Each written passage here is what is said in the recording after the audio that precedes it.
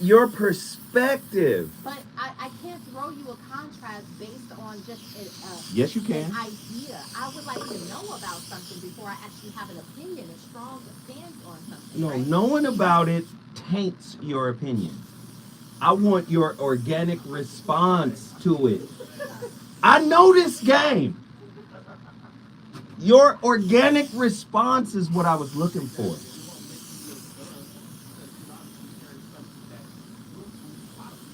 A lot of people didn't know. And I just wanted to see your organic. What? That's for real? Okay. See? But no. No, somebody's scared. No, don't say scared though. Don't say scared. Okay, Use a different word. what's a better word? She's not a Gemini, baby. You know, I'm She ain't gotta be a Gemini. What are you? What's your birthday? Huh? What's your birthday? I'm a Libra. That motherfucker smart as hell. She is Hell so no. She is so Hell no. I tried. I was like, maybe Pisces or something. Right. Baby, She of the air order. She would have got in here and killed. yeah. Man, that's bullshit. I love y'all. Have a good night. Y'all take me, baby. Robin would have killed. I know it. Didn't know the baby was a Libra. Lord, geez. Damn, Baby, she's a Libra too? Little Lord. genius. She would have killed.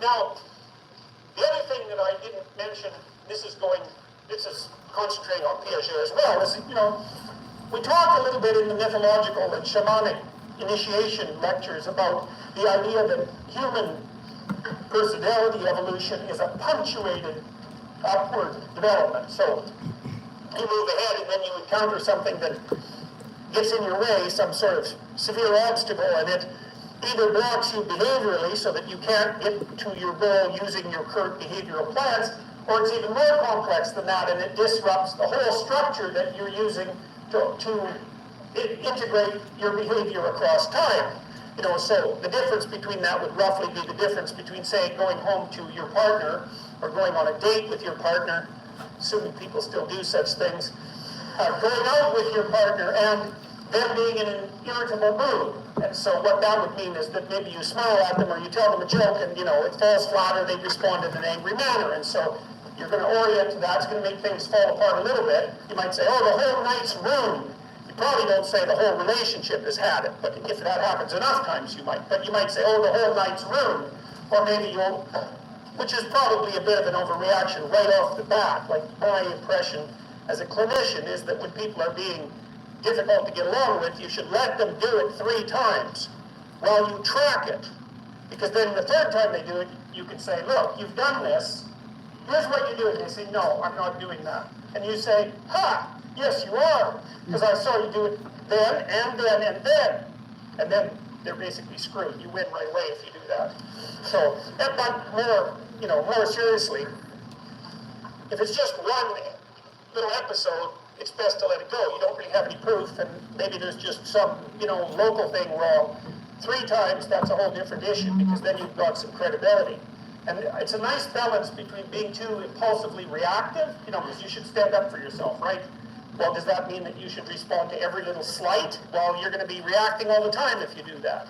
But you don't want to be a pushover and let people walk all over you. So you have to find some balance between being tolerant, so you don't have unnecessary fights, and being tough so that you don't have unnecessary fights. And 3 is a nice number. Anyways, so you're out with your partner and they're being annoying, and you can reconstruct your behavior. Maybe instead of telling jokes, you look at your phone and let them calm down or something like that. You haven't disrupted much of the frame that you're using to interact with them, right? The evening is still continuing in its planned manner. You can still use the perceptual structures and the expectations that were guiding you. They're modified at a very high resolution, minor level. And then, so that's going to upset you a little bit, because you're going to think, what's going on here? Maybe you'll think, is there something wrong with me? Or if you're self-conscious, you'll do that. Or maybe you'll think that there's something wrong with them. Whatever. But it's not that serious. But then, maybe you go on you're out with your partner, and, some person wanders over, you're in a restaurant, some person wanders over to the table and says, hello, to your partner. I didn't know that you had a girlfriend or boyfriend. You didn't tell me that when we went out last week. Well, that's going to be a whole different scenario. Right, yeah, and you all laugh about that because you know perfectly well that it's a different scenario, right? And you might say, well, why is the one scenario more disrupting than the other? An answer to that is something like, if your presuppositions about the world are arranged in a hierarchy, in a sense, so that the little actions that you take to do something are at the very bottom of the hierarchy, they're the micro details, and then you continue to abstract up all the way to the top, which might be, I'm in a committed relationship. There's levels of hierarchy going from being in a committed relationship to the little actions that you undertake with one another. The higher up, you have to go in the hierarchy. The higher up the disruption occurs in the hierarchical level, the more upset you're going to be. So, irritable partner, well, you can sort of walk around that. Unfaithful partner, well, that's pretty much up at the top of the hierarchy, where you have to start rethinking your past and your present and your future, and maybe who you are and who they are and who men are and who women are, and it's like, it's a disaster, right? Everything falls apart. Wow. Jordan Peterson. Listen. Talking about balance in relationships. Pretty Brown Mimi 726 in the chat room says, is Jordan Peterson the Canadian psychologist that made racist comments a few years ago? That might be him. See, but that's the difference between a master Jedi and a Padawan. I'm going to take the truth of what you're saying, not the foolishness. This is what the great Bruce Lee talked about when he said, take what is useful and discard the rest. He applied that to martial arts. I apply that to life and relationships. A fool can say something powerful. Don't get it twisted. A blithering idiot can say something that is valuable. Do you discard it because they're an idiot? No, give me that. Give me that science. I'm taking science from everywhere. I'm taking jewels from everywhere. I'm not going to drop a jewel nowhere. Somebody dropping jewels, give me that. Mahatma Gandhi was a racist. But he said, only the strong can forgive, the weak cannot. That's a jewel. So yes, Mahatma Gandhi, your little racist tail. Get out of here with your racism, Mahatma. But I'm going to take that jewel, though. Thank you, sir. Ladies and gentlemen, tonight's topic. Jordan Peterson was talking about balance in a relationship. This is a topic that was submitted to me from a young lady. People email me all the time, topics. Cover this, Zoe. I want to hear your perspective on this, Zoe. I want to hear what you're talking about on this, Zoe. People hit me with topics all the time. If you want to hit me with a topic, all you got to do is email me at VOR, like Voice of Reason, VOR106@gmail.com. Before I get knee deep into breaking down the topic, I also want to encourage all of my Los Angelinos, all my family out there, friends who listen to the show, who are inspired by the daily conversations we have here. Please support my books. They are available at kbla.store. Now, I'm just going to say it. Since March, we almost in May now. Since, the website went up, the kbla.store, it went up. I've only gotten one book sale from the KBLA family. That we can't cut that now. Come on, peoples. Don't be afraid to read the work. I say get them in order. The Relationship Dismount 2015, How to Stick the Landing When Exiting a Toxic Relationship. That's my 2015 release. Then the 2019 release, The Holographic Relationship. Then my 2021 release, The Shrouded Lighthouse. The Shrouded Lighthouse. Very powerful work, man. Go to kbla.store and support your brother, Zoe Williams, and his works, his books. Please go there right now, kbla.store. All right, now, tonight's topic. The scales of love. A deeper look at the benefits of balance in intimate relationships. Many of us are in a power struggle. Many of us are in a tug of war. Many of us are in a one-way relationship where one partner's needs are being serviced more than the other partner. How do we create balance? I want to know. I want to know what you think. Are you in a relationship that is imbalanced? Talk to us about it. The Scales of Love, a deeper look at the benefits of balance in intimate relationships. You know why I did this show too? The last show, yesterday's show, Dr. Jashana Johnson hit me with a text that was so profound, and it aligned with the young lady's topic. I said, I got to do this topic tomorrow.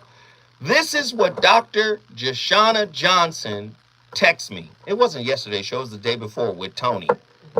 Yeah, the right-wing relationship specialist. He's not right-wing. He was just a bit far with his ideas, right?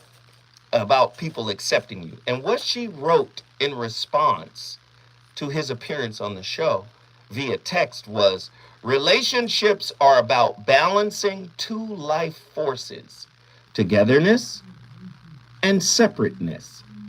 Too much togetherness, you lose yourself. Too much separateness, you lose the relationship.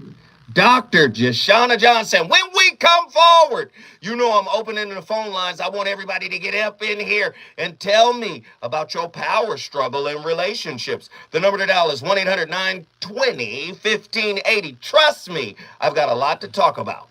The reasons that we're here, the reasons that we fear, our feelings will disappear. Can I do what? You're listening to the voice That of quote? reason with Zoe Williams.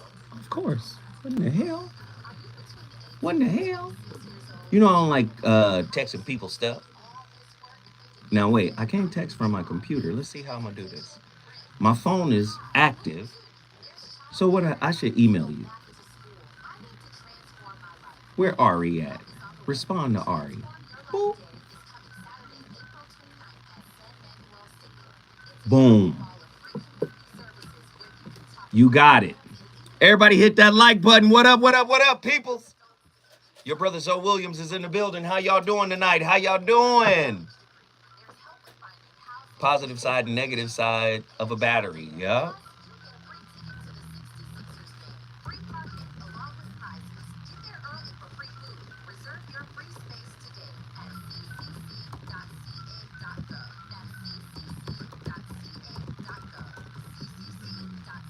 What up?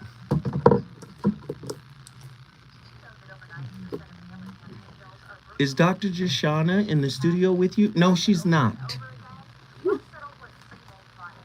What in the world? I would have introduced Dr. Jashana Johnson, child. I'm country now. She not in here.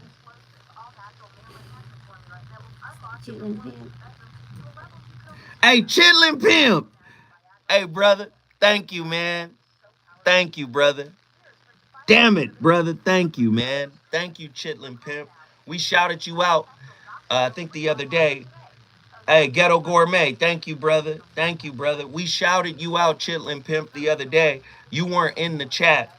But, brother, I want to thank you for your donation. I want to thank you for your super chat. I want to thank you for your support. Same with my brother, Ghetto Gourmet.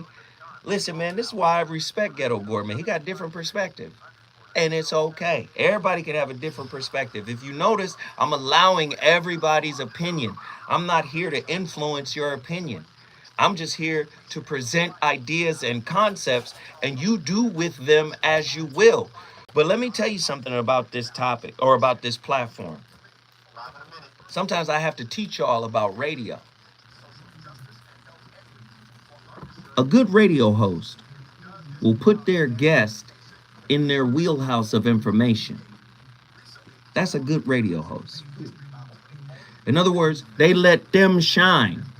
You throwing them questions. You're not competing with them like we do in our normal conversation, trying to one-up each other. No, you're throwing them questions. You're letting them speak, right? Because guess what? It's your show. You can speak at any moment. But the key to a good host is to not speak so much. Let your guest speak. Highlight your guest. Make your guest look good. Help your guests get into their wheelhouse of information. You know what I find what y'all do because you're YouTube conditioned? Many of y'all, not all, some but all, the YouTube conditioning makes you want to pick a side. I love it. I love watching the response. I'll teach you how to do this, son. Yeah.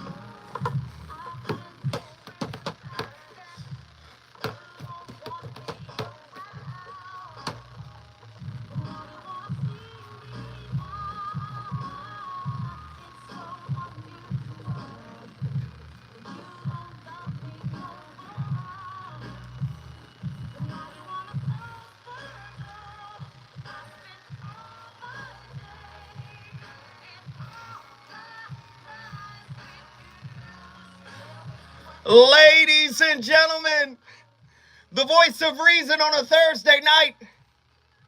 I'm not ready to play with y'all, but I want you to get ready, get ready, get ready. You know who that is. That's my playlist. Mary J. Be with you. Sometimes you got to be by yourself in order to cultivate balance in a relationship. Many people don't know how to be by themselves. because they don't have internal balance. Oh, you're scattered spiritually.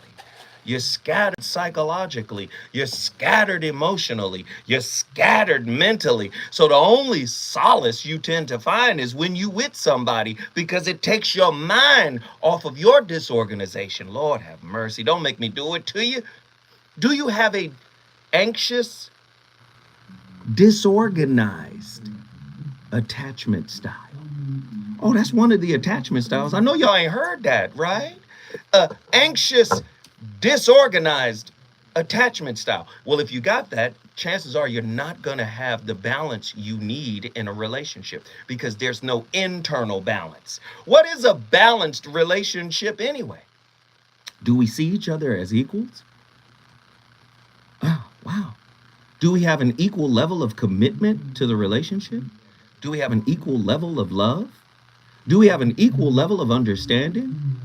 Do we have an equal level of grace? See, when you start drilling down on the nuts and bolts of what actually makes a relationship work, I'm telling you right this evening, many people are still tolerating their partner. They might hope they're going to change. They might hope they're going to grow up. They might hope they understand. Most of y'all are in a tolerance holding pattern. Ooh, Lord. How do you balance each other out in a relationship? You heard me. How do you balance each other out in a relationship? Are you and your significant other equally committed to your relationship / marriage? Boy, you can have the certificate, right? You can have the title. We told you, many people got the title, but they don't have what the title represents.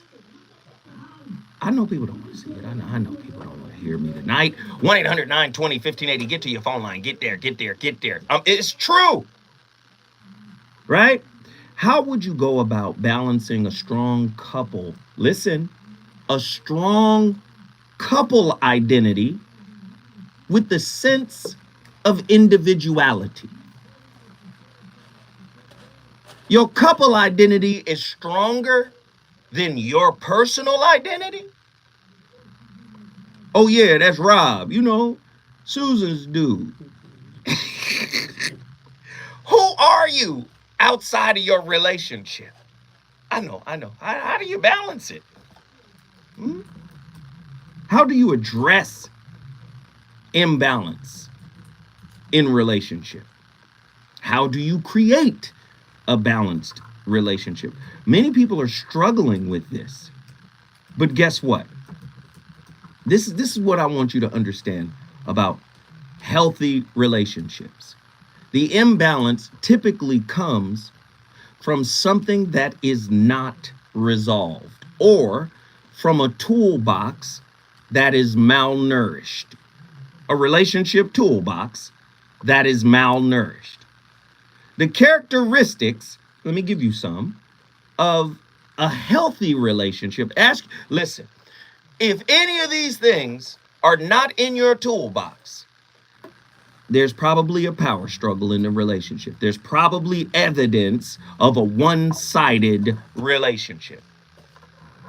If you don't have respect for privacy and space,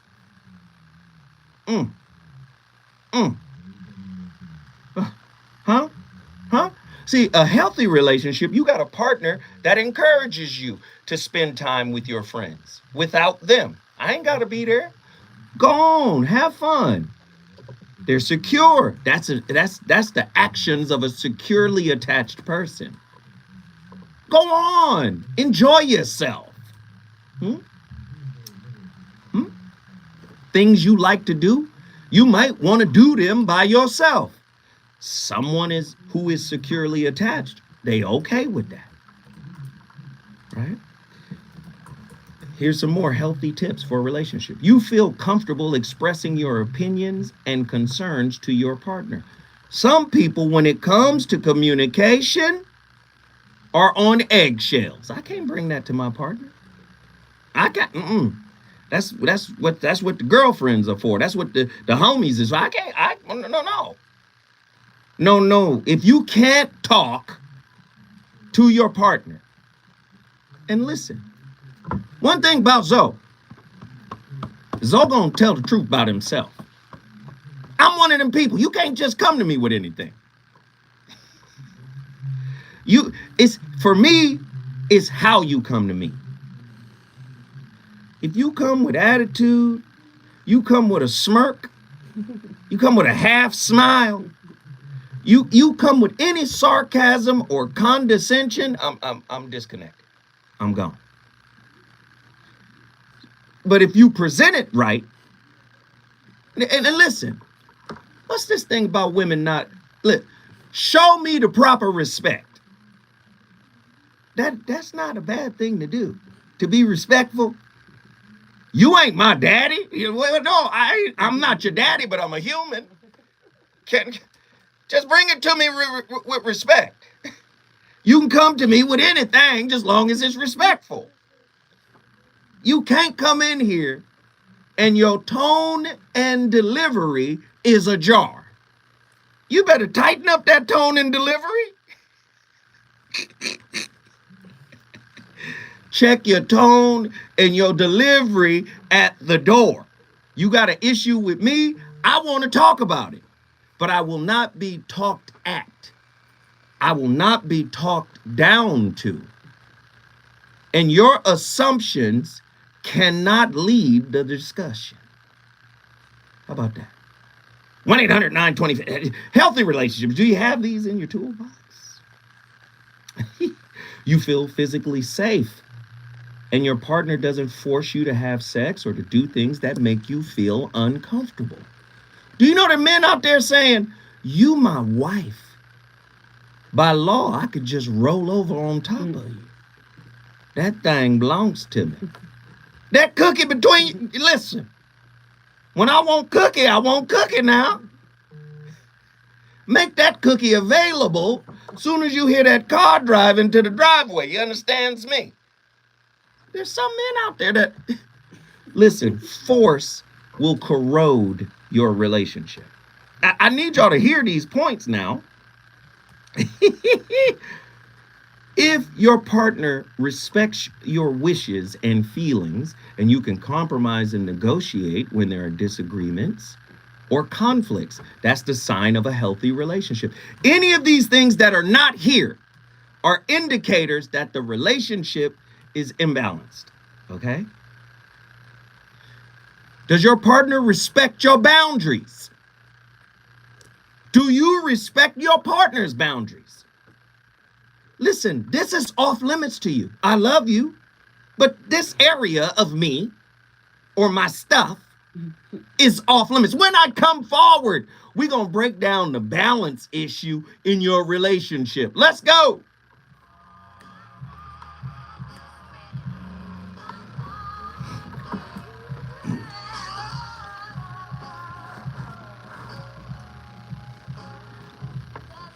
Do you see how I'm setting up the topic? I want to teach radio now. I feel like I'm in a teacher mode right now. Because so many people who do podcasts or radios think it's opinion based. You got to be able to shift in and out of opinions. Let me give you a jewel for radio. Here's a jewel for radio. What you know in your head is like a comedian's routine. Do you know why they say comedians are the worst radio personalities? Do you know why they say that? I'm talking about radio insiders, radio personalities. Do you know why they say comedians are the worst radio personalities? Do you guys have any idea? We talking together or I'm going to stop talking. I'm trying to get y'all, you got to respond to the questions. They say comedians are the worst because comedians, that T went down the wrong way. Comedians typically want to use their material. And no comedian has 365 days worth of material. The best of the best might have an hour, hour and a half, 90 minutes, 2 hours, right? No comedian has 365 days worth of material. So if a comedian gets on the air and start using his material, it's going to be funny for the first week. It gets old quick. So comedians are encouraged just to be funny, but don't use your material. Many comedians try to use their material and then they shit get old. Right? I'm telling you, seasoned radio people told me this. Right? Now, D.L. Hughley understands that. Ricky Smiley understands that. Right? Steve Harvey had to learn that. You see what I'm saying? Then you get progressively better. Now, take that analogy and put it on the average radio personality. The average radio personality that's been on the radio, they know radio. Watch what I'm about to say. This is why motherfuckers is fucked up in the game. They know radio, but they don't understand content. So they know how to get in and out. When we come forward, news and traffic. You know, they know how to do that. Welcome back to the whoop-de-whoop. This is da-da-da-da-da-da. And that song you heard was, they know the formatics.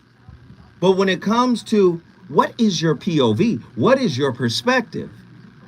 They're like comedians. They have a limited body of material from which to draw from. So the wider your knowledge base, the more interesting you become as a radio personality. You can speak on multiple topics. But most radio personalities aren't like that. Most podcasters aren't like that.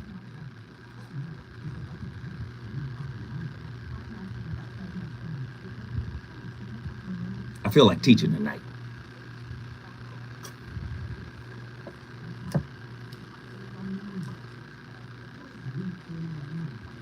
So again, whenever you see me on radio with a guest, just know I've already set them up for success. It's not about me. I'm on every day. The type of show I'm doing today is Zoe is in his wheelhouse. Zoe is in his bag. But when the guest is on, Zoe is alley-ooping them. Take that, dunk that shit. This the shit you know. You should change Pretty Brown Mimi to Petty Brown Mimi. I'm talking in general, and you talking about what podcasters are you talking about? I'm not with the pettiness. I'm teaching this is a master class. It's worth bread. My God, you could take what I just said and start your own goddamn podcast. What in the world? This child. I don't know what to think about Mimi, dog. I just, what are you here for? Then they get mad when I pop off.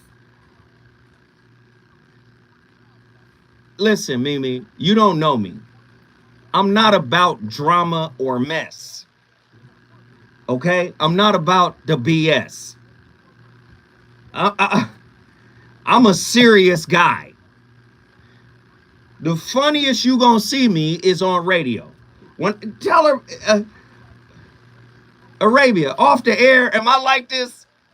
Not at all, not at all. Like that, to me, that's goofy. Who you talking about? Don't we have enough of that bullshit in our community? Is that not why we at odds with each other at all turns? To me, that's lowbrow, commoner talk. I'm not a commoner. That's not serious for me. It might be serious for you. That's not a serious question. That's a childish question to me. You might not like it, but that's just... The fuck?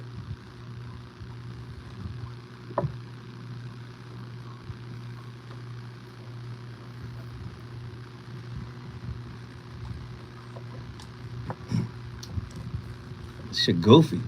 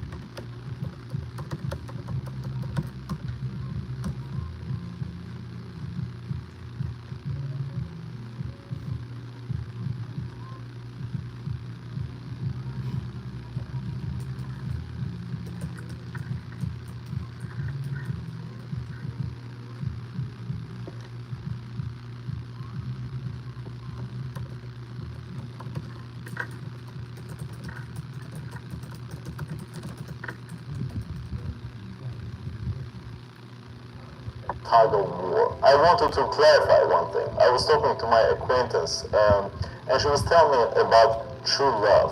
How you meet someone, fall in love, and become so deeply infatuated that you totally shut off your rational thinking. And me being me, I was opposed to that, because every relationship has something of a common ground between the members of that club, something that keeps them together, something that gives them incentive to invest in that relationship. And actually, it doesn't matter which kind of relationship you are in, whether it's a friendship or a romantic relationship, there's always some kind of a power struggle.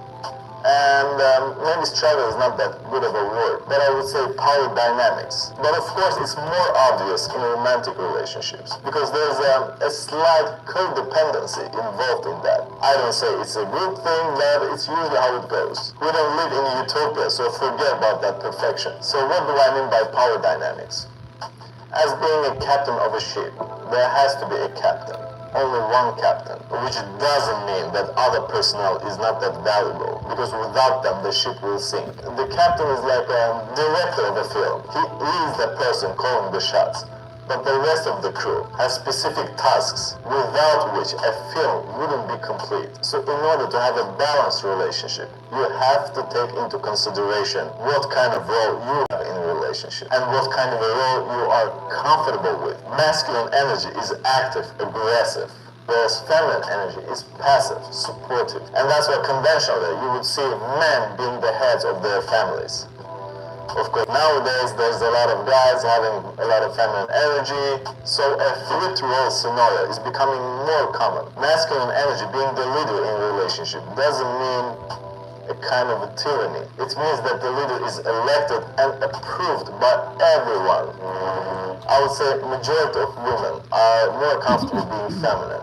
And thus, when they feel that man is slipping up, he's giving up his positions and becoming complacent, confused and stagnant, not knowing where the relationship is headed, the female can step up and take the role of leadership, which, by the way, has its consequences. Yes, sure, it may be okay for some time, the relationship goes on, but in most cases, the female loses slowly the attraction. So the stability of that kind of a relationship. Ladies and gentlemen, the voice of reason is talking about the scales of love. A deeper look at the benefits of balance in your relationship. Do you have it? Do you? I want to know. When we came forward, and now we've come full circle, I left off on boundaries. You and your partner are able to find ways to meet each other's needs in ways that you both feel comfortable with. Now, meeting each other's needs, I have a different take on. Most of the needs, or most of the things that you classify are as needs, in my opinion, are internal things that you can do for yourself, right? When we talk about meeting needs, it's not your partner's job to build your self-esteem. Your partner can reflect your self-esteem or lack thereof back to you. Your partner can encourage you or discourage you, but it's not their job to build your self-esteem. To me, self-esteem is an inside job. Self-worth is an inside job. Self-acceptance is an inside job. See, when you allow those things to be outsourced to your intimate partner, what you're actually doing is building codependence on them. Because if they leave, you don't have your source of self-esteem, self-worth, self-acknowledge, self-approval, right? You don't have your source anymore. And again, this is an inside job, right? So boundaries are, hey man, I'm feeling a little down here. Let me go inside and rediscover what I lost. Not, you should be more understand. No. That's part of it, but that's not the whole piece. You have to go inside and then reconnect. So yes, boundaries are important. And you guys heard how I broke that down. Soundries versus clowndries. Many of us have fear and ego-based boundaries, which turn them into clowndries. Soundries are boundaries that are rooted in that which is substantive, that which is internal, that which is meaningful. And many people think meaning comes from the outside in. No, it comes from the inside out. Here's the next piece. If you guys don't have boundaries or soundries in relationship, this is how you're going to have problems. This is where the imbalance will show up. All right? Communication. We talk about communication all the time. You should be able to make space for you guys to hear each other in a non-judgmental way, in a non-condescending way. You guys should make space for that. But you should also make space for your partner to be able to stand up to you, stand for you, or even in private, stand against you. You wrong, and you know you wrong. We're talking about healthy relationships where they are balanced, right? That's the communication piece. And here's one of the biggest pieces, I think. This is a big piece because it doesn't get talked about enough. Just because we're in a relationship doesn't mean you don't need consent. Get my consent. Don't just go off and do something. For me, for us, get consent. Most commonly used when you're being sexually active, giving consent means that you're okay with what's happening. Right? I told you, some men think because we married, that cookie belongs to me and I don't need consent. We still need consent from sex to money to communication. Hey, would you like to talk about whoop-de-whoop today? Nah, you know what? I don't think mentally or emotionally I'm in the space to deal with this. Get consent. Right? If you don't have any of these parameters in your relationship, meaning if you don't respect your partner's privacy, if you don't accept disagreement, right? If you don't respect your partner's wishes for themselves, if you're not actively building trust in relationship, and I'm not talking about fear-based, right? If you guys are not on the same page when it comes to commitment, right? You're going to have an imbalanced relationship. Now listen, when I come forward, the phone lines have begun to perk up. We about to start cooking. Listen, I got Reggie from Austin, Texas. I got Nazarene from Atlanta, Georgia. We starting our national tour of phone calls. You know what to do if you want to bring your city in the building. All you got to do is call me at 1-800-920-1580. This is the Voice of Reason live on KBLA. We got a lot to talk about.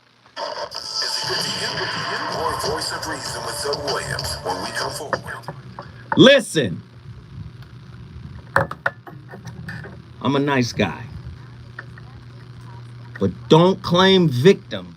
Don't claim victim. I should be able to stand up to you when you do something that I perceive to be disrespectful. I should be able to say, no, That's petty. And anybody in here looking and reading, that ain't no serious question. Which podcasters are you talking about? What? That's somebody looking for mess. Let's just be honest. That's somebody looking for some mess. And if you know me, why would I get in here and be like, oh, I'm talking about whoop-de-whoop and bop-de-bop? Why would I? I'm not a messy person. So if you can't take responsibility for your messy question, get out of here. Oh, don't be mad. Don't be mad. I love my people, but I gotta be honest. The messiness, I'm not here for it. I'm not here for mess. I'm here to enlighten. And let me tell you something about that.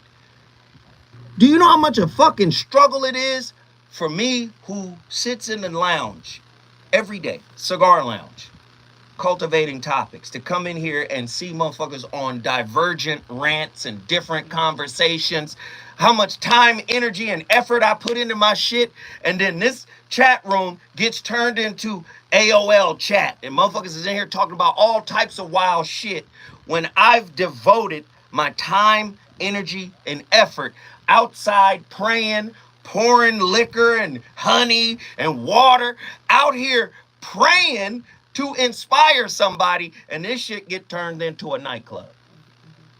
That shit is frustrating to me. It's not every day. I gotta come here every day. That's why I made my deal. That's why my new deal is, nigga, I need Friday off too. So to me, don't come in here on some fuck shit. Go to the fuck shit shows and do fuck shit over there. Motherfucker get mad at me because I'm going to tell you the truth. And if you get me to talking like this, trust me, I've seen it and I've tolerated it long enough. That's just what it is. I don't mean any offense. I don't mean any harm, but you can't do that. Show respect where respect is due. Have I not earned y'all respect?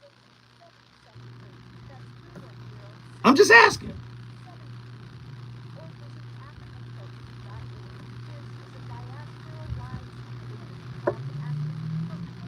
I'm just saying. Day in, day out. Man, okay. You want to ring this up or you? No, I'm good.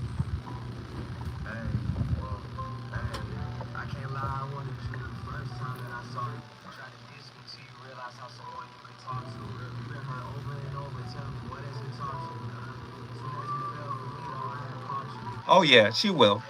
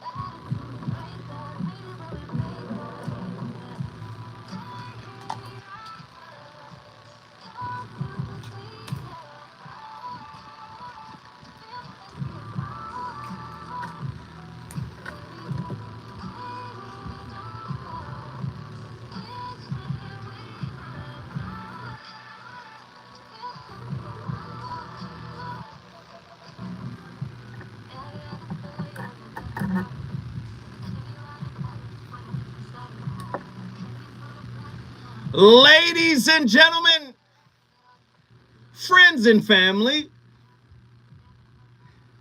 you should be able to take some constructive criticism in your relationship. That's part of the balance. That's what an accountability partner is. You know you out of pocket. I need to pull your coattails. To me, if you have a partner who is interested in pulling your coattails for the sake of your betterment, you found a good thing. Now, you're going to have to grow into understanding that that's not an attack. That's actually a lifeline.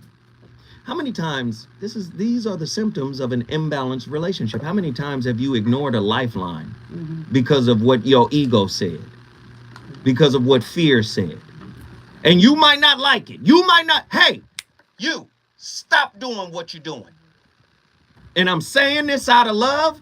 I'm saying this out of approval of you, out of an endorsement for you. I'm saying because I care about you. I don't want you to continue to go down the same path you go down all the time. You've seen the results. Sometimes the greatest love your partner can show you is by holding you accountable for the goofiness you do, for the silliness you do. And guess what? Your silliness doesn't have an invite to all events. Your silliness, your pettiness, your childishness. You know what? Sometimes your wounds ain't even welcome. Leave your ego and your unhealed wounds at the door so we can have a real conversation. I know people don't want to hear it tonight. But if you want balance in your relationship, you need to understand that there must be balance in your spirit, self-regulation, emotional regulation, right? Mental regulation, psychological regulation. And I, as your partner, am not responsible to regulate you. Now, I can be the equivalent of a car indicator. I'm driving down the street. The oil indicator comes on, the light pops on and says, hey, you need to change your oil. Maybe your partner is the indicator that says, hey, you need to address this internal issue that is leaking out into the relationship, causing an imbalance. And if you're imbalanced and you're with me, then I damn sure must be imbalanced because I attracted you. Oh, Lord, 1-800-920-1580. Let's get the callers in here. Nazarene been on the longest. Nazarene from Atlanta. Get in here and cook with me, sir. Pleasure to be here with you, man. Talk to me, man. Talk to me about this evening. Look, man, one thing that jumped out before you just spoke to my whole spirit about all the relationships in general I've been through. But like, one thing I always kind of dwelled upon in the vein of balance is like the whole thing of whether it's in Christian texts, even like your African spirituality, but like the scale of my heart, like the weighing of the heart at the end of the day, right? I got it all right here. All 42 laws right here, sitting right in front of me. Sitting right in front of me. Let's go. So look, man, one thing to just tap on that is that as I kind of view what that is like, because internally that's one of my primary goals in life. Like that's my, Napoleon Hill may say stuff about this. You need to have a chief definite aim in life. One of mine is that before God's eyes, I want my heart to be seen as perfectly balanced. And the way that I interpret that and what I strive for is that I view a feather, in a sense, although it is like a light type of manifestation or a light object, it still has a level of weight. So I believe that it is important for us to remain lighthearted because, a lot of times in this world, it's the carefree nature or the healthy detachment that can help us function better. Like when we're not overly sold into, these expectations or downing ourselves for things, we try to even use sense of humor in a lot of different ways to, in other words, cope or to deal with the mess. But I feel like the reality of this world and the reality of our relationships, our responsibilities with one another, what is ours, don't get me wrong, because again, it's not my job to do someone else's internal work for them. any more than it is their job to do my internal work for me. Come on, brother. But I do feel like it is important for us in being lighthearted to still be able to, how you say, like, come back down to earth, though. Yes. Like, yes, I would like to be, you know, not necessarily a chip on your shoulder or, like, you know, some kind of burden, some weight upon your life or your heart, but I am here as that counterpart to this scale that we're both a part of. But it's like, sometimes I can be the boulder, sometimes I can be the feather, or my partner could be, but we both hold weight. We both have substance. Right. Right. I feel like just kind of thinking about it like that helps honor one another. But that's and going a little bit deeper than. But that's balance, brother. That's balance. Listen to what you just said. That is the embodiment of balance. You're basically saying we are equal. And I love the way you're framing it. Listen, 42 the 42 laws of mine. Instead of I have not committed sin, it should be we will miss the mark, but we will forgive each other for it. Yes, sir. Do you see? Do you see? The second one, I have not committed robbery with violence. I will not be abusive to you. I will not steal your joy. This is a mutual commitment. Right. Do you understand? Boy, oh boy. Come on. It's right back to how you were saying with the self-authorship or self-authorship. There's so much power in, again, like, it's right back to earlier shows, and when we speak in life into our circumstances, it can be good, it can be bad. There's power in the tongue. Yes. So we can marinate upon these things. I think that would be a healthy thing for partners to do.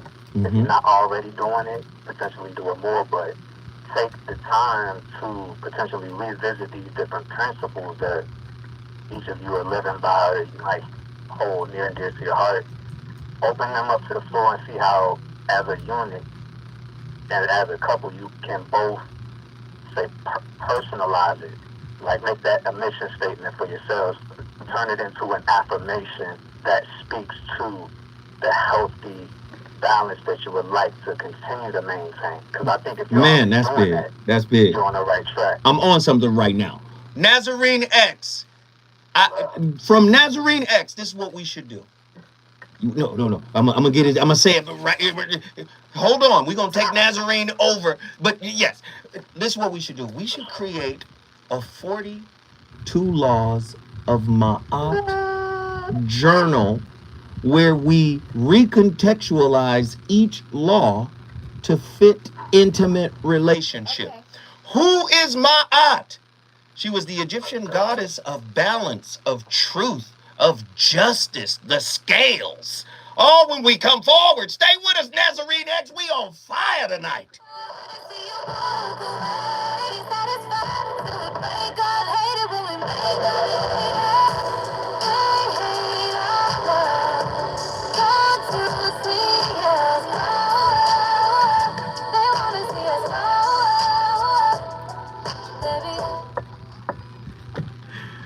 Y'all got a chance to see what Daddy Zoe looked like. That's how I parent. I ain't gonna lie to you. I know, we heard. That's how I parent. I be like, what? What? Huh? Look at the little baby. Just look at the little baby. Oh, that's dope. That is dope. Just be doing all my little studying.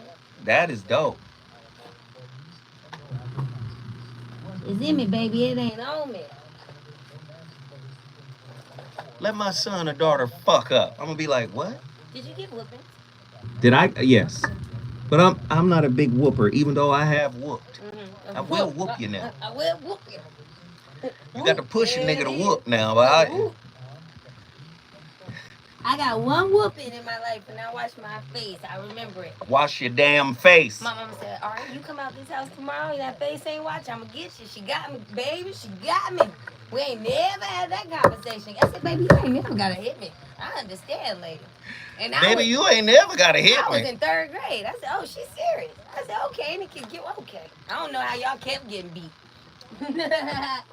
I got whooped so much Yeah, see, that you bad. You crazy. it lost all effect. You bad as hell. It was over. I got whooped to the point where I was standing there like, what? What?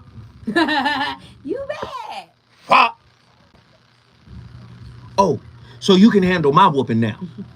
Can you handle your big brothers? Right. You gonna have that nigga whoop me? Go get the skillet. Shit, man.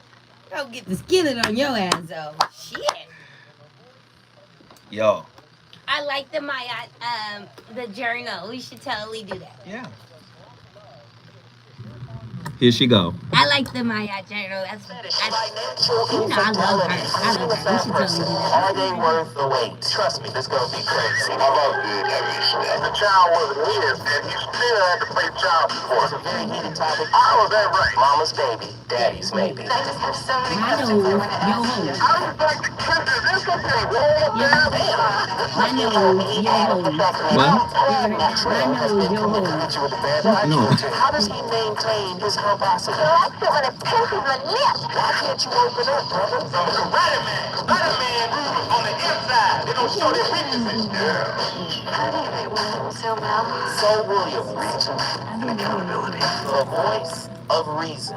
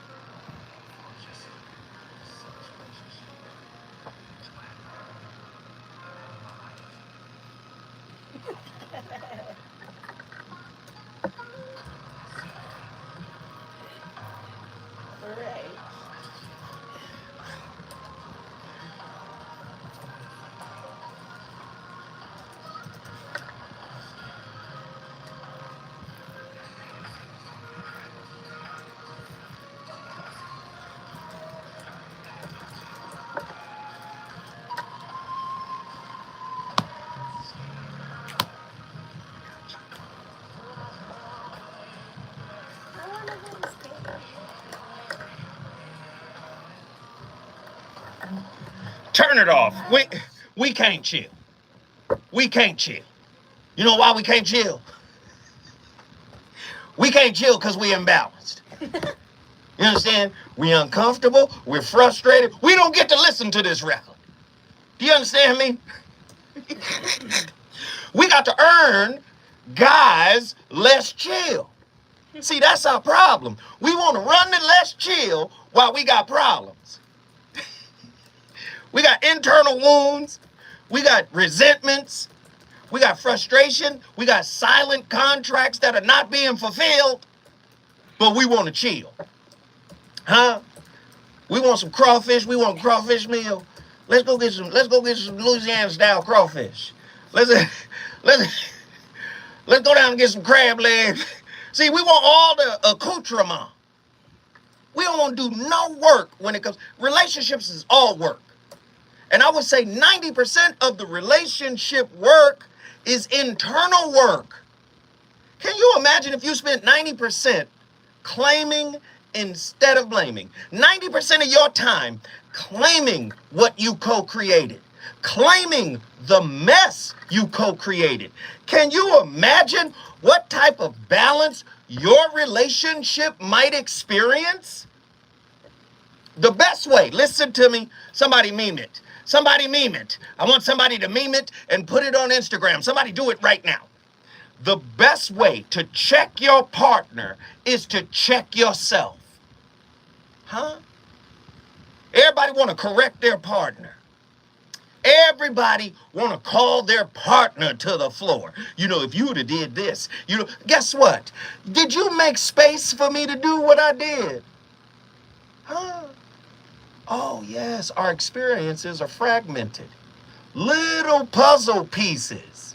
If you made room for a sin, don't get what? Your spirit is like an Airbnb for sin, for the sins of others. The way you treat yourself is how others will treat you. It's an actual invitation. If there is an imbalance in your heart, there will be an imbalance in your partner and in the relationship. That's what the mirror of relationship is about. You say, how did I get this imbalance in my life as a person? You're supposed to go inside instead of automatically rushing to get rid of them. Because guess what? If you reconcile the imbalance on the inside, they might not find you attractive anymore. Ooh, they might leave on their own. You know, this person ain't the person I want to be with. They done got rid of the demon I was in love with. 1-800-920-1580. Who want to talk about it? Nazarene X, Atlanta. Get in here with your final thought. Bro, you ain't here cooking. And look, and that last point you were just touching on, it's heavy. Because even I remember something you said some weeks ago is that, I'm paraphrasing what you were saying, just like in your book, The Charlotte Lighthouse, it's our wounds that are relating with one another. For real. Yes. So that whole thing of like, are you leaving room to be so-called taken advantage of? Are you being, leaving room for somebody to come in and take you for granted, so to speak? So when you ask those questions, like, I'm just kind of drawing for something myself. It's just I had to look myself in the mirror, proverbially, and even literally, like doing mirror gazing exercises too, and just wondering, like, so where is the doubt about myself? Right. Where is it? Because it's somewhere. But this is coming from a more single standpoint, so I'm gonna kind of slide out, man. Hopefully somebody can keep the fire lit and everything, but these windows are cracked. Doubt in your relationship, see where it's at. One love. I love it, brother. Thank you. Nazarene X from Atlanta. If you want to bring your city in the building, all you got to do is call me at 1-800-920-1580. Get to your phone lines. Get ready. Austin, you already know what it is. Austin, Texas. You already know who it is. It's Reggie from Austin, Texas. Let's go, brother. What's up, though? It was happening, fam. In my relationships, I want to underscore the fact that I respect you. That I hear you. Come on, man. If we're friends, you can take for granted that I respect you. That's the lifeblood of our relationship. If we don't have respect, we don't have anything. And I'm talking about, romantic relationships, friendships, whatever. The only reason I listen to your show is because I respect you. And I respect your view. And you don't have to be perfect for me to respect you. Mm-hmm. You just have to have an opinion, stand on it, and accept other people's opinion. Mm-hmm. Somebody else's opinion doesn't affect yours. Right. I mean, that's just who you are. Mm-hmm. And that shines. The only joys in life, for real, are to love and to be loved. And I'm trying to experience joy in every area of my life. So, like, my most annoying relationships have been when me and my woman were trying to prove a point to each other.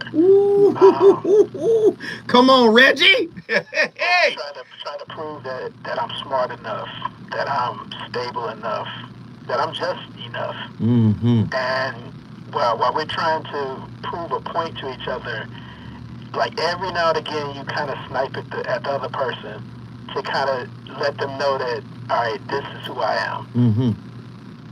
You can just be who you are. You don't have to do anything that's unbecoming so that I understand a certain thing that you're trying to say. Bro, you can just be yourself, for real. So you don't have to put me in my place or whatever. You don't have to do that. And I don't have to do that to you. Because I respect you, and that's not up for debate or discussion. Mm-hmm. So we spend so much time trying to carve out our place in relationships that we inevitably box ourselves in. And I don't want that anymore for my friendships. I don't want that anymore for my relationship, anything. I want us to understand, okay, this is who we are, and you can take for granted that you're smart enough. I think I'm fairly intelligent, and I wouldn't be with you if you weren't intelligent. Right. So, you know what I'm saying? So you don't have to prove how smart you are to me. Like, you have to use 5 words when 2 will do. You just say what you got to say. And if I don't agree with what you're saying, it doesn't mean that you're wrong.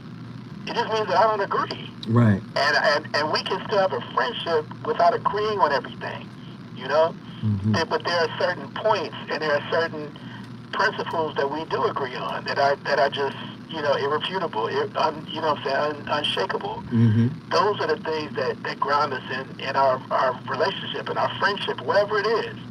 And we grow from that. Those are the roots of our friendship. So if you understand the roots of your friendship, then you can understand how to grow from that. And you can understand how to develop who you are and develop who you all are as a unit. And you don't have to lose yourself in the middle of growth. You really don't have to do that, man. You can just be yourself and you can grow into something much better by the day.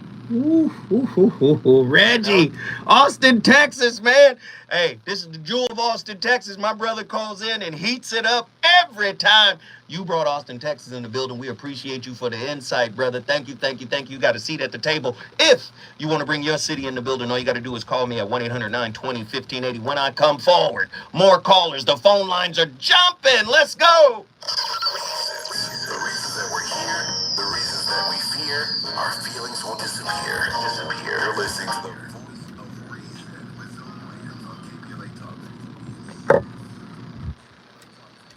What does BTS stand for? Behind the scenes.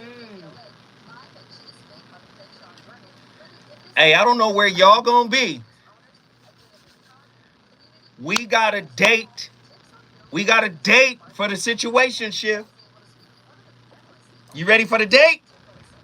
We got a date for the premiere of the situation shift. Y'all want to know what the date for the situation shift is? Y'all want to know what the date is? Put up an emoji.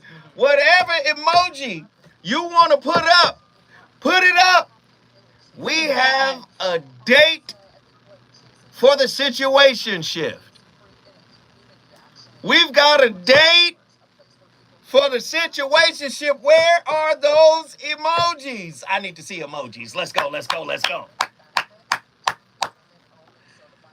So Marcus King was like, man, we want to put it out next week. I was on the phone with him last night. He was like, we want to put it out next week. I said, during Taurus? Lord, yes, it could be during Taurus. I said, hell no. I'm a Taurus, y'all. He is a Gemini. I said, hell no. It's got to come out during the time of Gemini. It can't come out during the time of Taurus. The shit was about to come out May 6th. That's my birthday. Which so happens to be...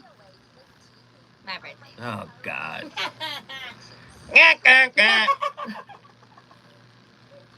May 22nd, Monday. May 22nd. No, the 20th, if you're in LA. The 20th is the premiere. Oh, shit. I'm going to be promoting this. The 20th is the premiere. We're going to have a relationship roundtable and the first public viewing of the television show. It's May 22nd. That's when it airs on Our TV, episode 1. The situation shift is right here. I'm so excited. Not really. It's like a birthday. It's a homecoming for the show. It's an anniversary for the radio show. It's like a big deal. He's not gonna say it, but it's a long time coming. It's beautiful and it's right before. It's gonna be fly as hell. Yeah. And we doing the premiere really at the Cigar Lounge. The round table. The first round table at the Cigar Lounge was so crazy. So it's gonna be sick. And it's so his element, like the style of it. It's gonna be really, really dope. I'm so excited. I just found out the news today, y'all. So who's tuning in for episode 1 of the situation? Are you crazy? We're gonna have a watch party. I'm gonna be watching that shit at the house, like. I'm gonna have a watch party. I'm gonna have a watch party at your house.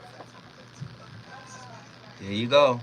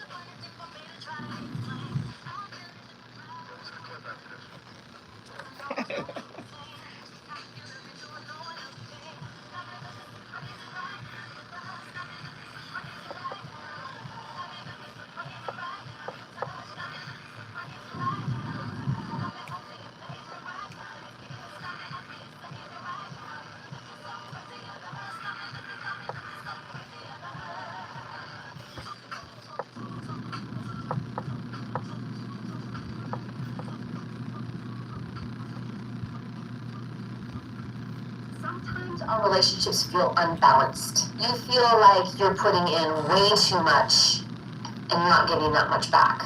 Or you feel like you're taking a lot and you're not giving enough back. That just happens. So when that happens, we need to do some adjustments. We need to do a little bit of investigation, a little bit of inquiry, and then make some adjustments so that we have a good relationship ROI. And in case you don't know what that means, because I didn't until a few years ago, it's return on investment. We all want to feel like what we're putting in is what we're getting back, and that we're giving enough to the people who are giving to us. So we're going to dig into that video today.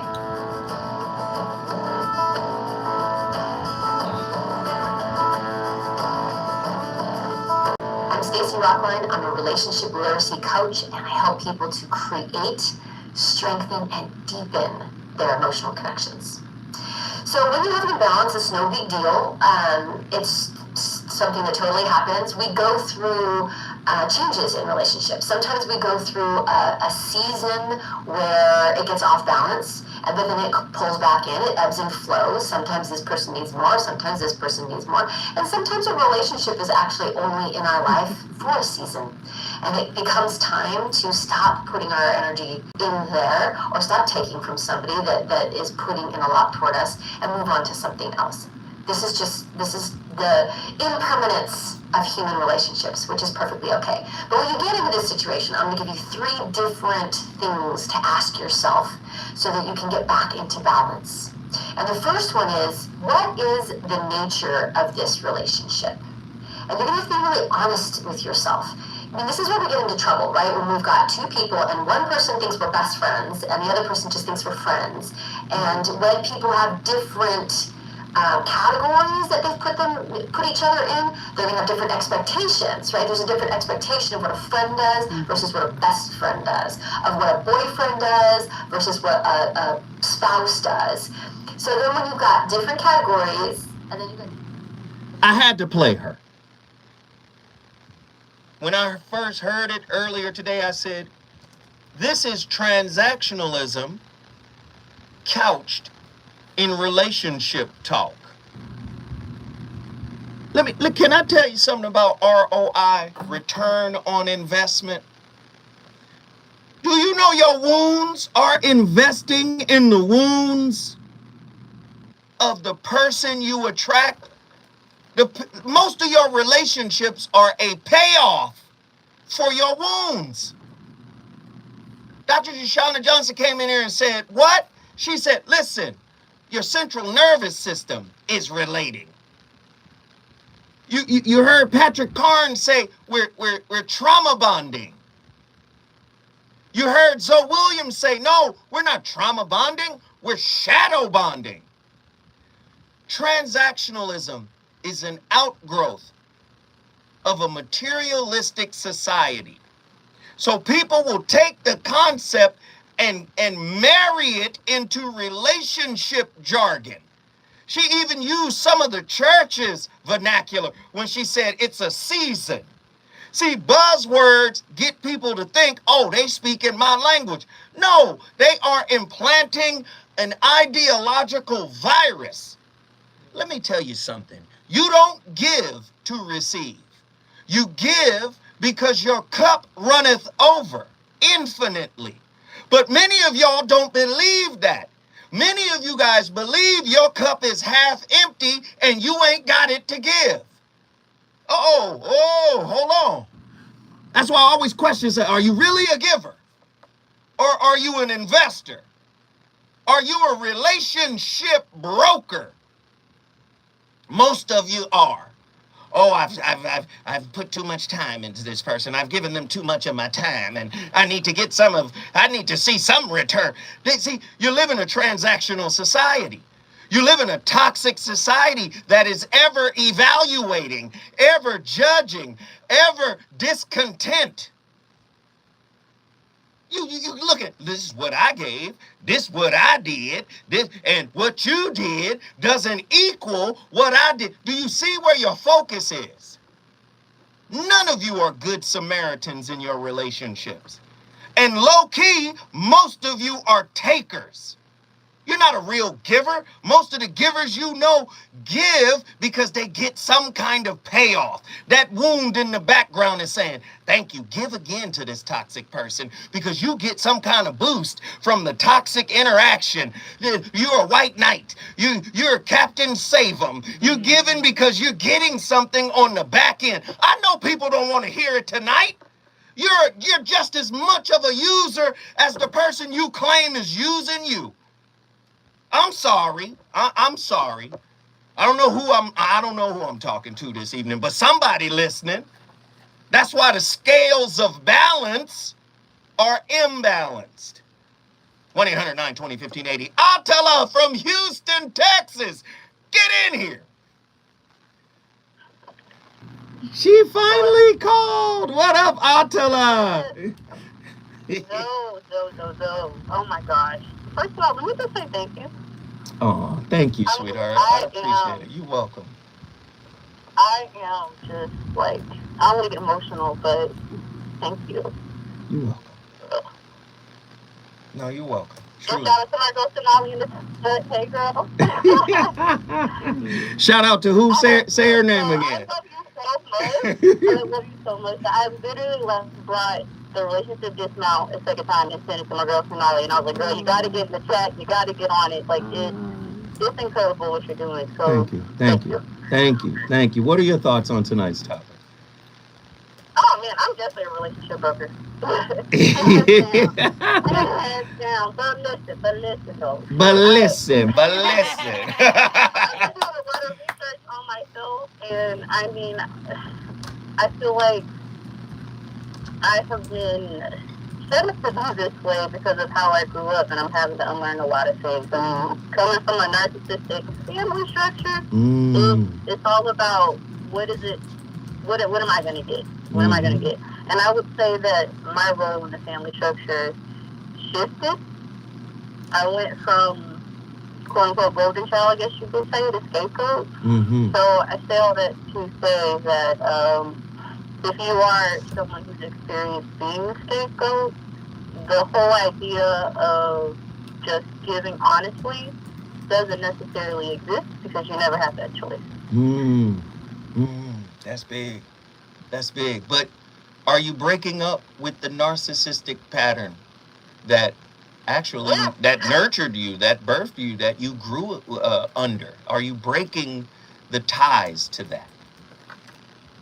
Finally, yes. I mean, I'm really struggling with it because I think I've divorced it in my mind mentally. I'm still working on divorcing it spiritually. And I think the other side of this would be separating from my family physically. And I'm having a hard time. Well, let's go deeper. Emotionally, psychologically. That's the key. See, typically we go to physical when we can't do the emotional and the mental and the spiritual. Right? When we can't do emotional, psychological, spiritual, and mental, we tend to do physical because it's out of sight, out of mind. See, what you want to do is get it out your spirit, get it out your mind, get it out your emotions. I love the way Iyanla Vanzant talked about forgiveness in this context. What she says is, you know when you've truly forgiven someone because you can bring up the situation and there's no emotional residue. There's no psychological residue. You're not being transported back to the moment the offense occurred. See, most of us say physical separation because we don't want to do the work of the mental, psychological, and spiritual separation. See, I can love you in your presence and still divest of the toxicity you raised me with. See, one thing people don't understand about toxicity can be comfortable. Toxicity can be your norm. Do you see? And sometimes that's just very difficult to break. This is what I know.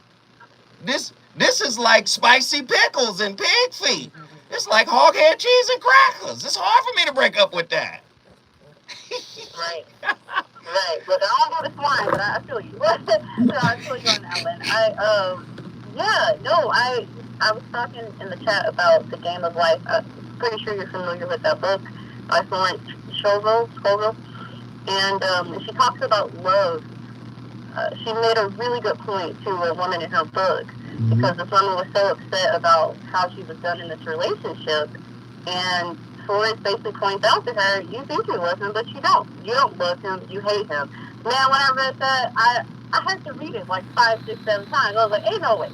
Similar to a narcissistic family structure. You are so used to being I'm the victim, they did me wrong, it's their fault, and man, the turnaround that it takes to essentially say that I can be around you but not be of you is... That's heavy. That's heavy, right? But that's the goal.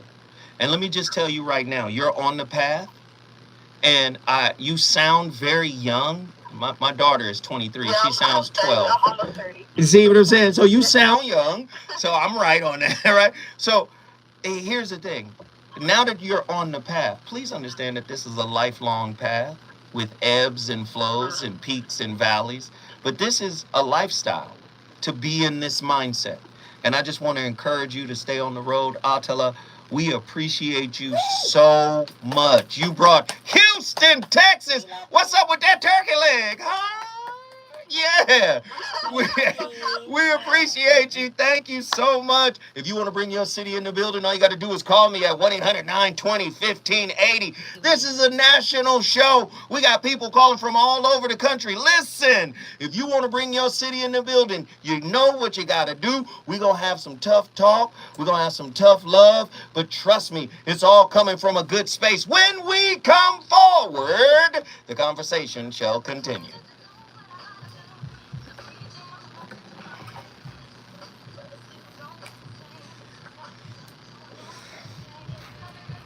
Atala! Yeah! Yeah! Mary Jane TV Creation, thank you for your super chats. Listen, I know I've been a little harsh today. Sometimes sometimes bees like that. Listen. I'm a sage soul. I'm an ancient sage soul. And I'm just here to tell you. No, I'm not apologizing. Hell motherfucking no. I stand on what I say. Sometimes we need people like me to step in and say, nah, this is not what we're about. You understand? I'm going to laugh with you. I'm going to joke with you. People call in, shedding tears. We're going to have a range of emotions. But guess what? We're not going to play no goddamn reindeer games. We're not going to pour into or invest into the shit that tears our community down. Can you let's do it. Let's do a quick. Hey, let's do this real quick. Can you name 3 things that are currently a detriment to our community right now when it comes to relationship? When it comes to relationship, can you name 3 things that are a detriment, that keep black men and women separate, that keep us at odds? Can you name 3 things? Let's see what happens.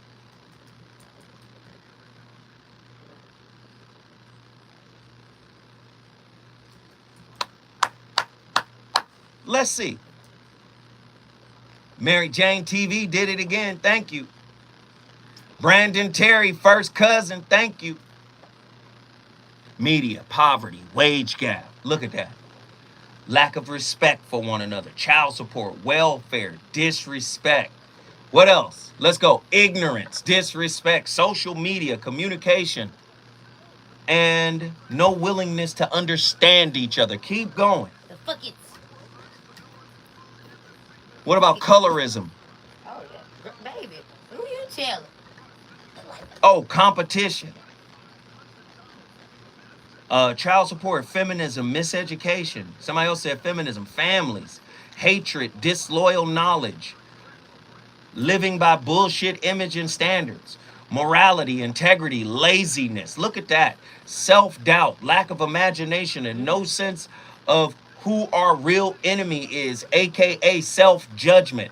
Somebody else said me too. Somebody else said friends, self-hate, all things we can be free of. Traditional women. Wow. Traditional women? Okay. Bullying, lack of knowledge, ego, no group economics, city girls, lies, facts way more than three. Oh, I see what you're saying. 304, insecurity. Listen, religion, hot girl summer. What about niggas not washing the smegma off their nuts and going raw? I hear a lot of shit attacking women. Attack some niggas too. What about niggas that got 6, 7 women that go raw and the coochie cream up and you think that's good? You know the coochie ain't supposed to cream up. Oh, this shit wet. This shit wet. This that wet. What about you niggas? I'm See, it's easy to say a city girl, but there's a city nigga fucking a city girl. Right. I'm tired of niggas always blaming women. Come on. Nigga, relationship is bi-directional. So when I come banging on the niggas be like, oh, see, Zoe simping. Nah, nigga. Creamy pussy ain't healthy for you, dog.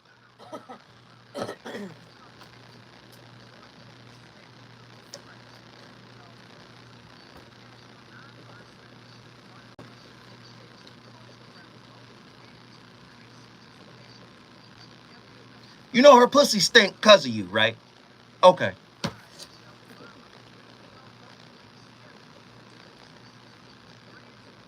You got 12 specimen of other women's flora because you went raw. Each pussy got a flora. You got 12 specimen of flora on your dick and you put it in a woman. And now she stink and you think it's her.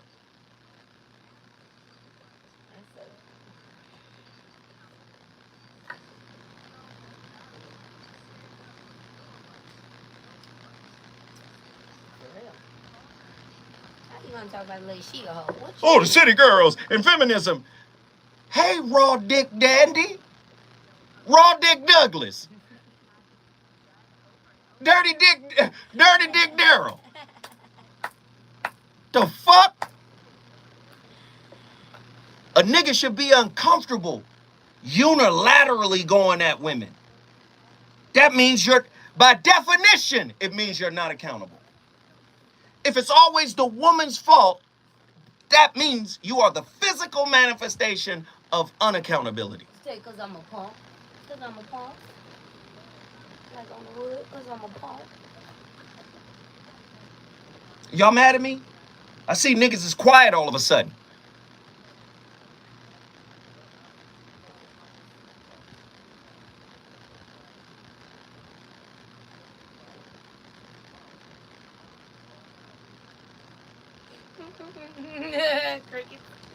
Crickets than a motherfucker.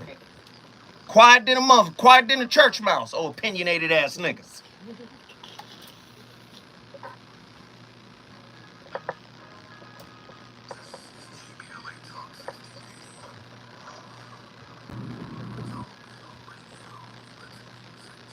Exactly. Truth has no side.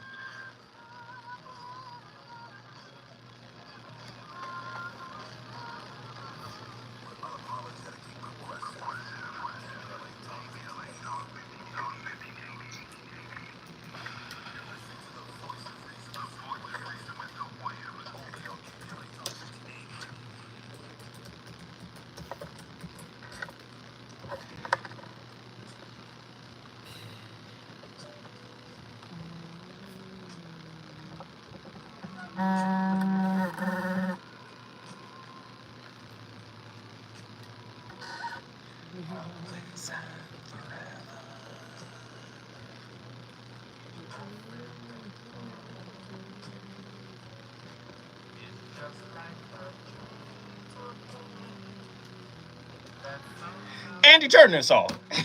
Ain't gonna never be no always and forever. Y'all can't even stand each other right now. The song feel better than your relationship. I'm sorry. I'm sorry. Turn it off, Andy. Just keep it off. Don't ever play that record again. Always and forever, my foot. That woman broke up with you 6 months before she told you.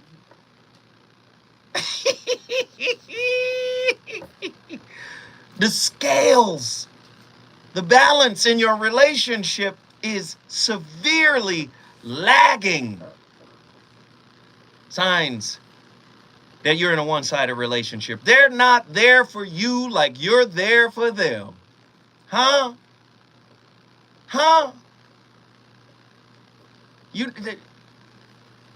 always got your back. You have my back sometimes.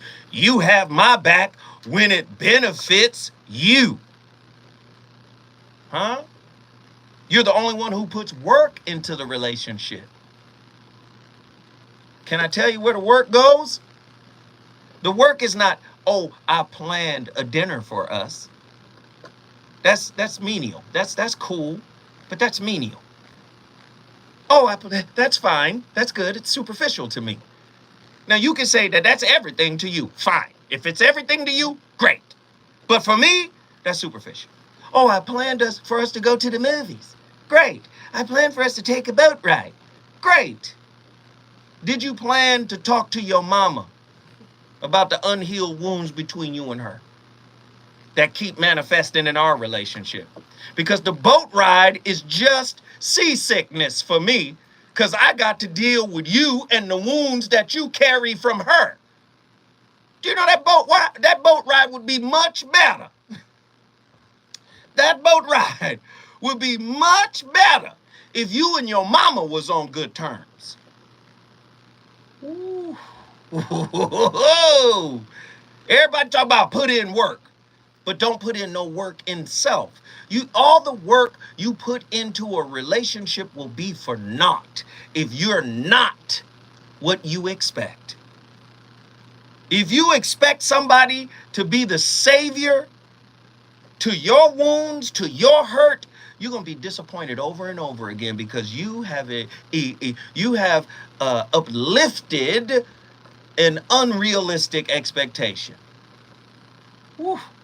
You're insecure and you feel like you aren't enough.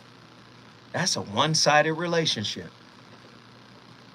But the relationship itself is the symptom. It's not the cause. If you feel like you're not enough, that's the inside work. Where's your self-confidence? Where's your self-esteem? Where's your sense of self? What is your self-concept? You better get Glenn R. Schiraldi's book, The Self-Esteem Workbook. Glenn, spelled with 2 N's. R. Schiraldi. I ain't gonna spell that one. Glenn R. Schiraldi, The Self-Esteem Workbook, so you don't have to put that burden on your partner. You make me feel like I'm not enough. Then you was raised wrong. Huh? There's a spiritual deformity that you can heal through observance of it. Non-objective observation. Huh? When you make excuses for your partner's behavior, that typically comes because you don't want to be left. Well, this is the best I can do. This is what I got. Let me hold on. Right? The one-sided relationship, right? You want balance, don't you? There are more negative than positive emotions when you think about them, but you hold tighter. One-sided relationship. The relationship, this type of relationship, is plagued with the presence of blame and self-blame rather than healthy anger and guilt, which is meant to hold the appropriate parties accountable. Joanne B. Kim, LMFT. That's what she said about there's more negative than positive emotions. Well, instead of blaming them, I better blame myself. better beat myself up. No, just claim what is yours to claim. You helped co-create this mess. Now claim the ingredients you brought to the cake. 1-800-920-1580. Let's get the callers in here. People have been online a long time. JW, South Central Los Angeles. Holla at me, brother. Yes, sir. What's happening, good friend?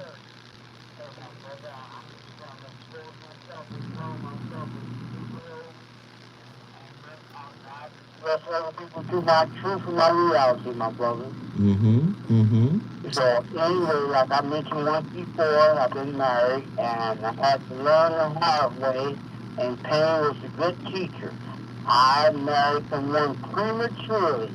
Didn't even know them long enough to make the marriage work. And I had to realize that. And in reference to you were saying about self-blame, well, I had to be realistic and realize that I was being irresponsible and immature. And part of it was instant gratification, because you speak about that, because I was with a woman that I should have married. And I left her and married a woman that I should not have married, and it was for the wrong reasons. I'm not going to go into details, but it was a physical factor to us in terms of appearance. So I pretty much spelled it out anyway. But anyway, the point is, I realized there was a lot of insecurity on her part, and Which is none of your business. well, maybe, but see, you told the truth, Father. I think I seen it myself back in the day. I was like Mr. Captain Saberhawk. Ooh. Oh, but you had said that word too, so I can do say Mr. No, I said Captain Save 'em. I didn't say the whole term. I apologize, though, because I know you don't like that foul language. So I don't, brother. I don't. This is a church. This is a tabernacle. I'm the person, not good, but I'm a little instruction. Yes, sir. Yes, sir. Yes, sir. Yes, sir. Hey, brother, thank you for the call. I appreciate you for reaching out, man. Thank you so much. My brother Sean is on the line. Sean? Is he there? Brother. Sean, let me just say Yeah, this, brother. because I gotta go forward. I just want to let you know you getting on tonight. I couldn't get to you yesterday because it was jam packed. Okay. But you getting on. You getting on tonight. So just hold tight. I'm gonna carry you forward. And when we come back on the other side, we gonna cook, all right? Love all the callers. Thank you, brother. Thank you. I want to say this before we go forward here. Dr. Jashana Johnson is somebody I respect. I respect her immensely because she is one of the rare clinicians that has one foot in spirituality and another foot in the clinical. So she's able to marry the clinical and the spiritual, which is fundamentally my work. And she said something that really sat in my spirit. She didn't even tell me this personally. She texted to me. She said, "You are called to minister to the men." And that's true. I speak relationships, but I'm here to tell my brothers, we gotta be different. It's easy to say the black man is God. It's easy to say the black man is the first original man, Asiatic, God of the universe, planet Earth. It's easy to say all that. But if you haven't enacted that, you are but a spiritual child. You are, brothers. And if we're the owner, the maker, cream of the planet Earth, God of the universe, if we're all of that, we have to manifest that in our walk, in our thoughts, in our words, in our deeds, in our being. A lot of women have to settle with our progress, or lack thereof. I know you don't want to hear it tonight, brothers, but a lot of women go, well, damn, I'm attracted to brothers. Is this the best we got? Your wallet will not make her come to heel. The courts have fixed that. Do you understand that? Your wallet won't make her respect you. I know you don't want to hear it. You think your wallet creates an imbalance which puts you at the top of a particular hierarchy in the relationship. Your spirit should do that. Most brothers in America don't believe in spirituality. Just like their Western, I know you don't want to hear it, just like their Western god daddies. The people that's on the dollar. They raised you to tell you you're in control of your destiny by making the bread. 50 told you, get the money, the women will come. But those women are parasites because they're only there for your money. Fall off and see what happened. Huh? The same baddie will be with the next baller. Somebody quote it. Somebody meme it. Goofies. You better develop that spiritual part that makes a woman say, did you feel the room warp when that man walked in? His presence warped the room. Who is dude? None of y'all like that. Hey, I'm here to minister to my brothers.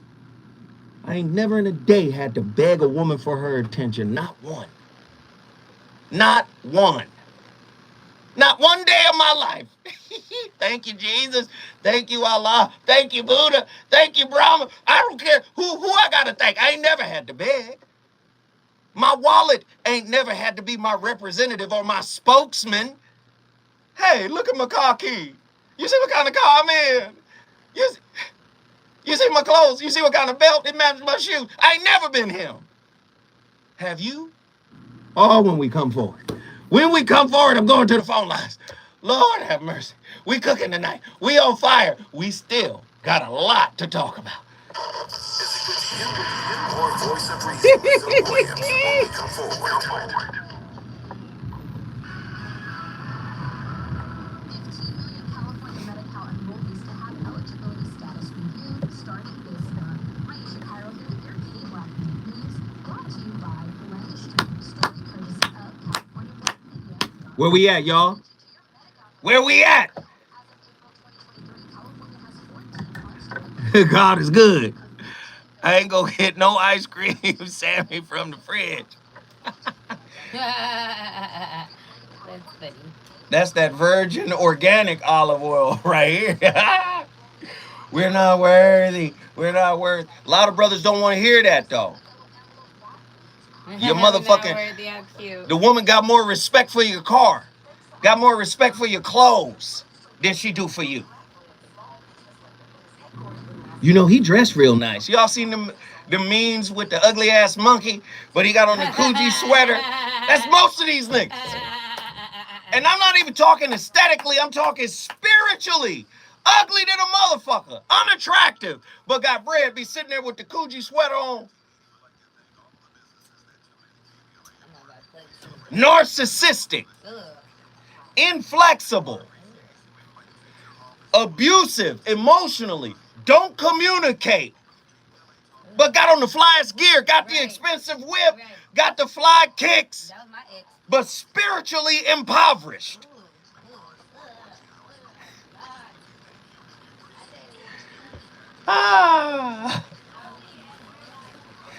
Get your entire goofy ass out of here.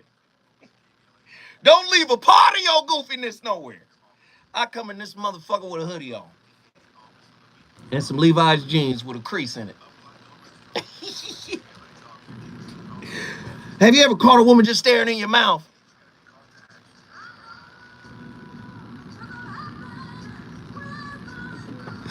The mouth is ajar.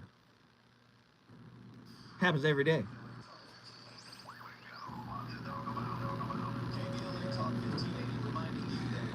I be in the cigar lounge. Motherfucker walk in the cigar. Hey, man, can you talk to this young lady about her situations?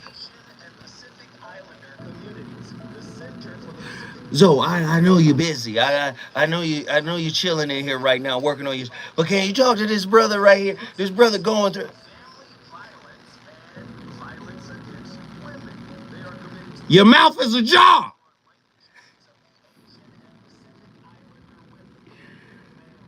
Well, jealous motherfucking niggas be like, that nigga, he might be gay. Really? Ah. Ah.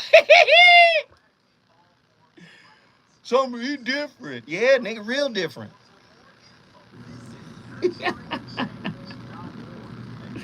Hey, we're close to Heru's mark right now with 8 minutes left. 187.94. We have done a great job. That's why I haven't been saying anything. I just wanted people to organically get there if we could get there. But we're at 187.94.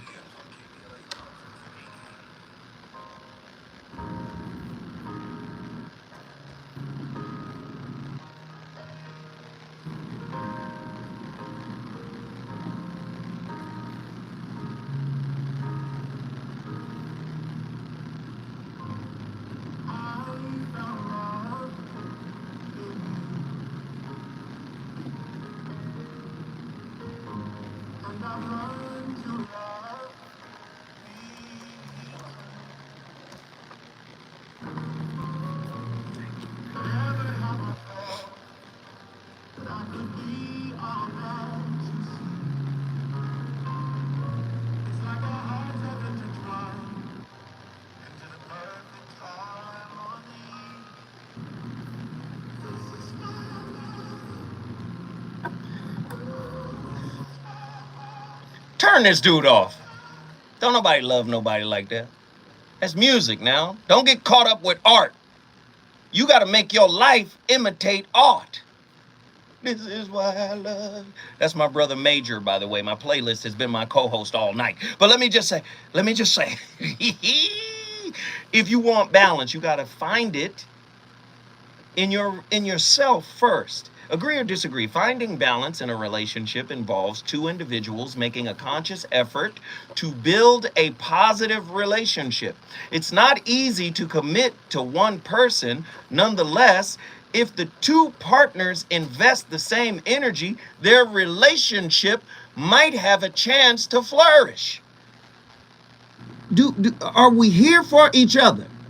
Or are we, listen, there's a distinction here. Are we here for each other, or are we here for what each other can give to us? Let's create that distinction, people. Sean from Oakland, California, get in here.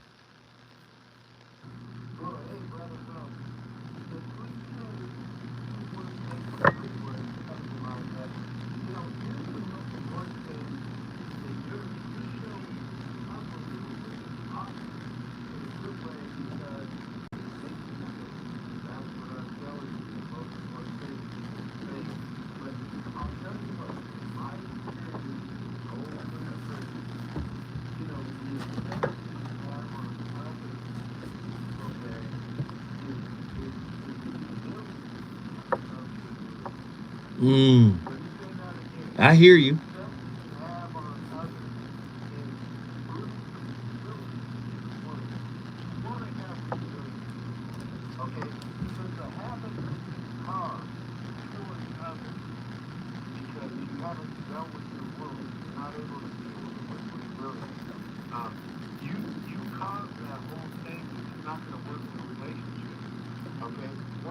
Deal with that. When I mean deal with it, we all have wounds. We all have issues. We all have things we have to deal with. But if you're really honest with yourself and you really deal with these wounds and you're really trying to heal yourself, you know what you do? Is you try to put that positive energy out on others so you help them heal. Thank you, Because Sean. if you can help them heal, then you can probably have a good relationship with another person for yourself. I appreciate that, Sean. Thank you for bringing the insight. We needed it. Where's Tiffany? Tiffany, get back in here. See, Tiffany, you see that? I don't appreciate it, Tiffany. Tiffany was on the line, and Tiffany thought that she wasn't going to be able to talk. But Tiffany, I was making space for you to get you in here, Tiffany. God don't like ugly. True or false? A healthy relationship is about giving and taking. Now, guess what? The pendulum for giving and taking will always swing. It's just like what I say to folk when I say, no one is always the teacher in a relationship. The pendulum is always swinging from teacher to student. When it's your turn to be a student in your relationship, you must submit to being a student in that moment. Many people got their ego in the way. When it's time to be a student, they are reluctant to capitulate, to surrender to the swing of the pendulum. They want to stay the boss. They want to stay in control. These are clear indicators of an imbalanced, one-sided relationship. You understand? True, agree or disagree? Each partner must be comfortable expressing their feelings to one another. Anything lesser than this will result in an uneven relationship. Do you understand that? If I can't talk to you, if I can't be the person that confides in you, if I can't have the knowledge that you will never take this information, right? And, use it against me or tell somebody else. Do you see why people are closed off? We have to develop a safe space for one another to do what? Open up and share. That's a hard thing to do, but healthy relationships know how. I started the conversation. It's up to you to finish it. My brother Danny Morrison is about to come in here and keep the fire going. I'm telling you right now, KBLA, ain't nothing like it in the world. We on fire tonight, and the fire gonna stay lit. I'll see y'all next week.